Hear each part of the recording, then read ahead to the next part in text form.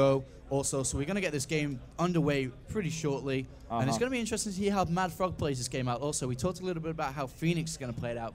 I wonder how MaDFroG, we've seen some extremely creative styles from MaDFroG. Yeah. I mean, in particular, the hidden hatch in main that got spotted, so we just went ahead and Nidus wormed away. Well, anything really can be coming out of MaDFroG, and it looks like both players are ready. So if you would like the Peruvian Terran Fenix from Fnatic MSI to win, give a cheer for your favorite Terran. And make some noise for SK MaDFroG. Oh, it is almost as though we are in Sweden right now. And interestingly enough, MaDFroG spawning in the top left as the blue Zerg, and Fenix not in the bottom right, instead in the top right, so they do share this very, very convenient attack path along this backside. Ordinarily, Zergs are very comfortable blocking this with spine crawlers, but against siege tanks, it still is a big problem. Yeah, definitely a big problem. Also, you got to think about the way the Overlord is going to travel in the correct way as well. So he's going to have sight range. He can put it behind the mineral line also, and at any time before he goes lair, he can send it in to scout. That's been a big problem with the games we've seen so far, that Zerg players haven't been able to scout. So he will be able to do that, and also he can put it close to the base. And if he wants to wait till lair, then he can go for the Overseer to send it in. I really want to see if MaDFroG decides to go for an early hatch, and he's sending out quite an early drone actually.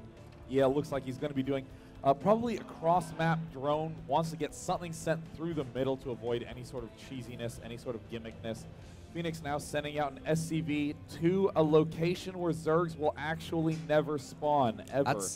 Yeah, no, that's actually quite a huge mistake. Wow. Like, why are you doing this? Does he not know? Okay, so for any of you who are unfamiliar with this concept, this is actually a very unusual map design choice. On Shakura's plateau, you will never spawn in vertical positions. It will never be one player in top right and one player in bottom right. Never, ever, ever, ever can that happen. It is one player on the left of the map, one player on the right of the map. So Fenix doing a critical error in scouting the close positions. I honestly wonder if he's ever even realized that he's never played that spot before. I'm going to feel so smart when I speak to him after. I'm going to actually educate Fenix. Fortunately, he doesn't speak English, so he's above our criticisms. Oh. Maybe if I draw the map out and draw an arrow down and put an X across it and be like, don't go that way. And just shake your head disappointingly. Either way, it looks like MaDFroG is throwing down the hatch and then the pool. So safe to do on this map because, again, narrow ramp and very easy to take natural expansion. Yes, it was 15 hatch and into 15 pool as well. Very safe build. And there's not going to be any aggression. We do have a Marine just moving around, making sure there wasn't any Overlords around there. It will be going forwards, probably to the Zelnaga towers, and his barracks has been lifted up. Going to be surprised what he's going to do. And actually, he's going to go for a 17 command center. Wow. One racks into command center. And this is actually really smart. What a lot of players have been doing, well, smart Terran players have been doing, is they know you're going to go for a 15 hatch. So why wouldn't they go for an early command center themselves? And wow, Fenix immediately double gassing, going to be able to put a lot of pressure on. As a result, often players will get 4 racks after they take that expansion, but no, Fenix wants to tech up. And again, no reason to need to get 4 barracks because we can still defend this easily with just a bunker. Yeah, it's actually interesting. I wonder why he did go for the double refinery. Is that just to catch up in gas, do you think, so he can put down a factory or something? Yeah, often players will build a double refinery, throw guys in gas, and the instant they hit 100, pull 3 of them out again and just get 1 fast factory. Oh, and a lot of lings are coming out now, and altogether 8 lings have been produced. The bunker is almost done. A couple of Marines in there. 3rd one is almost out. They will be able to help defend against this. And unless MaDFroG manages to run by, I doubt that would be a pretty... Actually, it would be a very, very bad decision. And it looks like he will not end up doing any sort of run by. The command center is getting very close to done. There's the factory going down.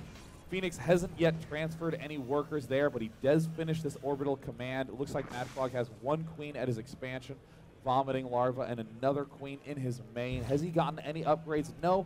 Just patiently waiting, building drones and overlords, and abusing these really long distances. I'm just trying to think for Fenix. Usually when you go for a fast expanders Terran, you have to be extremely scared for any all-ins, because as soon as a Zerg scouts it, that's when the infamous Ro16 all-in comes on the 2 hatch, and you're in a world of trouble. And I'm trying to think why he went for the double gas so early because he knows he can't defend it just with barracks units infantry. So it looks like he is going to get a double factory, and he may be going for a siege tank now. No, he's actually going to go for Hellions. Wow, very creative opening from Fenix, doing some Blue Flame Hellion, rewalling off, getting the supply depot in the main of MaDFroG. We do see that there is a layer going down, and oh, it does manage to sneak up into the main, but that's okay. MaDFroG does have that other queen poking it in the eye, causing it to trip and fall over and die. And there's the extractor almost finishing up, so really pretty typical play coming out of MaDFroG, except for the fact that this layer went down before the Zergling speed. Yeah, I think he's just going to go straight for his Spire, to be honest. He's put down the 3rd and 4th gas on the natural as well, though he's not mining any. I don't know if that's a mistake or not. He's not mining from the extractor in his main base. That could be very well a mistake. This Hellion is, though, frosting these Lings. They are going to run away. Speed is being researched now, though. That was after the layer, though, as you said. Wow, yeah, these Zerglings are getting just cooked up by this single Hellion. More Hellions coming out for Fenix. Another factory coming down. We haven't really seen too much mech play. But either way, look at MaDFroG. Look how easily he can take a 3rd. He builds it right next to his own natural expansion. We do see the Baneling Nest is going down for MaDFroG as well. Yeah, I'm just seeing if he's going to put the Spire. He has 200 gas now. Will he be putting down the Spire? I don't think he might just go straight for the... Oh, he's actually getting... Is he getting 2 Baneling Nests? The good old double Baneling Nest. Anything can come out of this sort of play. And it looks like Fenix... Uh-oh. Oh, no. MaDFroG is going to be caught completely off guard. Oh, no. The Blue Flame Hellions. Oh, my goodness. Absolutely nothing prepared for this one. Only Zerglings can be made. Fenix might have a very easy first win on this map. Oh my god, he actually didn't prepare for this at all, and all these drones are going to go down as well. Oh, my god, this is so brutal. Oh god. Oh. This actually hurts watching this. Oh, this feels terrible to watch. Oh man. In the unit counting station, he has a couple of drones and 2 Baneling Nests. Oh my god, MaDFroG. This is not going too well for MaDFroG. I'd just like to put that out there. Yeah, but fortunately, because the Zerg production capacity is so massive, you can end up getting so many more workers. He can even get a 3rd queen to really begin pumping out the units. The Spire is about 80% to being complete. Now the Zerglings are going to rush up. They're going to get shut down. Again, just these 2 Hellions can put a damper on that. But Fenix has a wide opportunity to push very soon with this Thor. Yeah, I mean, he has 600 gas now stocked up, MaDFroG. He could get about 7 Mutalisks out, but he doesn't have any minerals. He's having to force to build all drones. We look at the production tab, all it is drones. He's actually deciding to go for Burrow, which is kind of interesting. But it looks like Fenix is not giving up on this Blue Flame Hellion harass. He's moving up, wants to hit up the Xel'Naga Watchtower. He does manage to take that Zergling out. He's going to spot couple more Zerglings, but with Fenix's great control, he's going to be excited to take them out. Fenix getting ready to take a 3rd now. Command center at 500 HP in his base. Will be putting it directly to the left as a planetary fortress. Quite a way ahead now. 42 food for MaDFroG after that disaster with the Hellions. 86 food for Fenix. And it looks like Fenix is going to try to move in. He's scanned. He sees that it's almost only Lings, but look at the surround by MaDFroG. Amazing control. Easy cleanup. Banelings are being made now as well. 5 Banelings in production. Going to help out a lot. And this is kind of an interesting style. Thor Hellion. I haven't seen this in quite a while. And obviously the main counter to this is a ton of roaches. But, I mean, we haven't even got a roach warren up for MaDFroG. So he could be in quite a lot of trouble. Does look like Mutalisks are en route for Zerg. A couple of Zerglings continuing to poke forward on the map. Looks like there's a supply depot being built in the bottom left corner. Just as a little bit of a spotter. That command center is almost done, and now a bunch of barracks being made by Fenix. A very funky play. We do see that at this one barracks, the tech lab is actually getting stimmed, so it looks like he's going to be transitioning into Thor Hellion with a lot of ground infantry.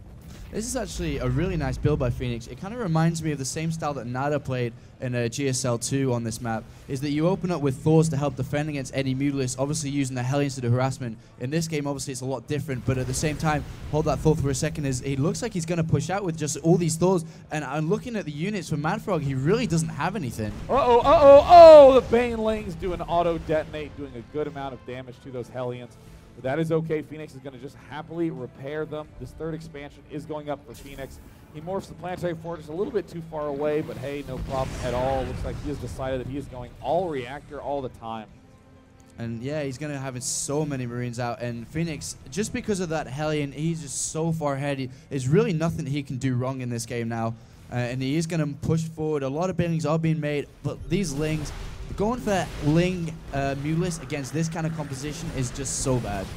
Uh-oh, it looks like the banelings are gearing up to try to take out all these Hellions. Will any of them get taken down? Yes, does manage to get some Hellions, but the Thors are the real threat. Already pushing forward so aggressively. There's only 6 Mutalists out right now for MaDFroG.